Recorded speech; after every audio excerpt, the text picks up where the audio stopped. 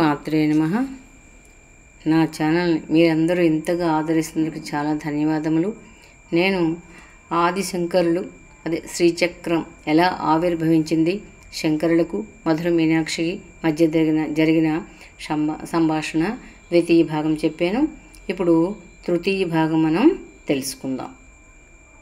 అయితే గత ఎపిసోడ్లో ఆదిశంకరులు ఆ అమ్మవారుకి అడుగొస్తే, నాయన ఇప్పటికే నువ్వు అంటే ఆవిడ తామసమూర్తిగా అయిపోయి ఒక్కసారి భద్రకాళి స్వరూపాన్ని పొంది బయట సంహారానికి వెళ్తున్నప్పుడు శంకర్లు కనిపించడము, శంకర్లేమో తనని స్తుతించడము, నాయన నీకు ఏ వరం కావాలో కోరుకో, ఆ వరం నిన్ను చూస్తుంటే నాకు మాతృత్వ భావం నాలో పెళ్ళుబుక్కుతోంది అని చెప్పగానే అప్పుడు శంకరులు అమ్మవారికి సాష్టాంగ నమస్కారం చేసి అప్పుడు ఇలా అడుగుతాడన్నమాట.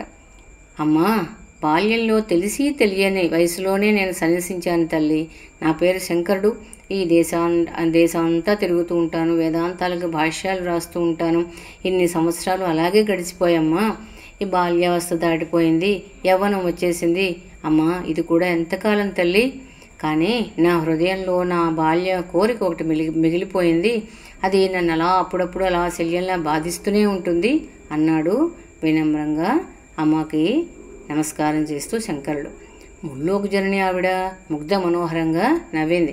ఏ కోరికైనా తీర్చగల సముద్రాల్ని నీ తల్లిని జగజ్జనని నేనుండగా నీకేం కొరత నాయనా? అడుగు, నీ కోరిక తీర్చాక నేను నా సంహార కార్యక్రమానికి వెళ్ళిపోతానన్నది. అంటే ఆవిడలో ఇంకా తామస ఆ వాసన బలం తగ్గలేదు. అప్పుడు శంకరుడు పసితనపు అమాయత్వం వదలిన ఆ యువకుని కోరికకు ఆ అమ్మ మందస్మిత ప్రభాపూరం అద్యత్కామే సమానస అన్నట్టుగా పక్కును నవ్వింది. సౌందర్యాలకే సౌందర్యలహరిగా భాషిస్తున్నది ఆ నవ్వు.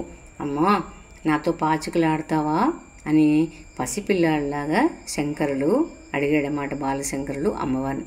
తప్పక ఆడుతాను నాయనా, నీ స్తోత్రంతో, నీ భక్తితో, నీ వినయంతో నీ మీద నాకు అపారమైన మాతృవాత్సల్యం ఉంది కదా, అలాగా పెళ్ళుబుకేలా చేసావు కదా, మరి తప్పకుండా నీతో ఆడుతానులే అంది.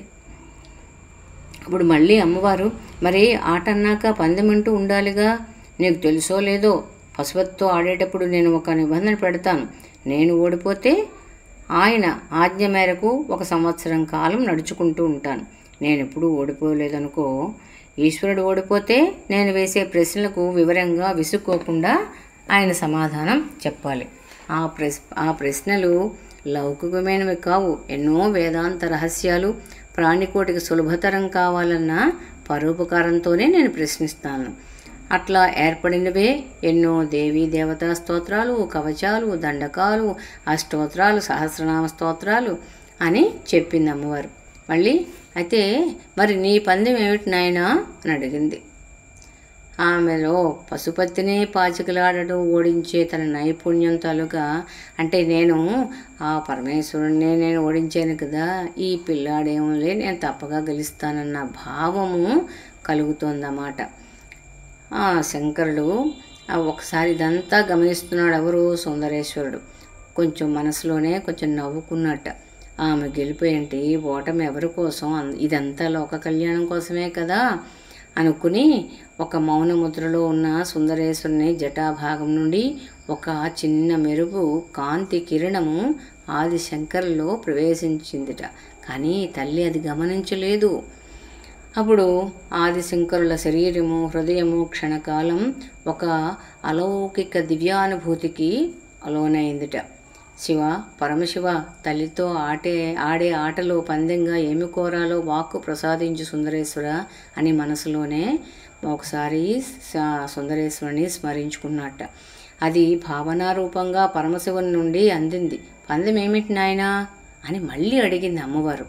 ఒక్కసారి శంకరులు మామూలుగా వచ్చి ఈ యువకునితో పాచికలాడి అతన్ని ఓడించి తన నైపుణ్యాన్ని సుందరేశ్వరునికి కూడా తెలియజేయాలి అనే ఉబలాటం ఆమెలో వచ్చేసింది. అంటే ఇక్కడ కూడా నీతోనే కాదు, నేను ఎవరితోనైనా గెలుస్తాను అన్న భావన అమ్మవారిలో కనిపిస్తోంది. తల్లి, నేను సన్యాసిని, నాకు ధన కనక వస్తు వాహనాలు ఏవీ అక్కర్లేదమ్మా.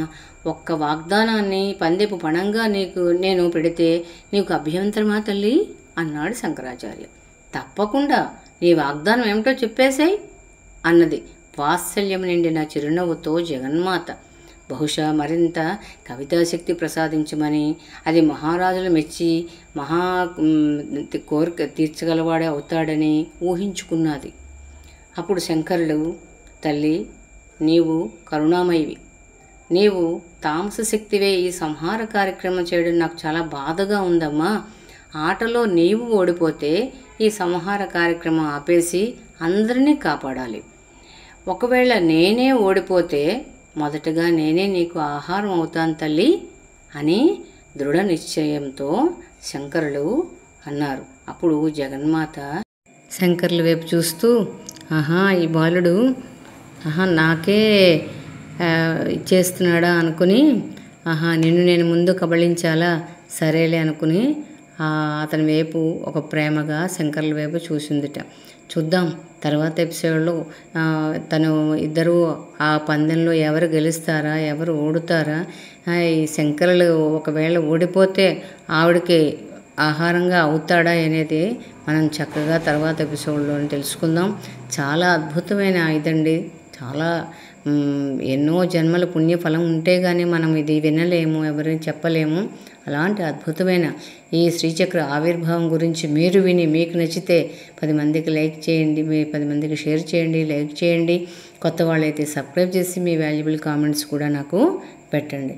శ్రీమాత్రే నమః. అమ్మ దయ ఉంటే అన్నీ ఉన్నట్లే.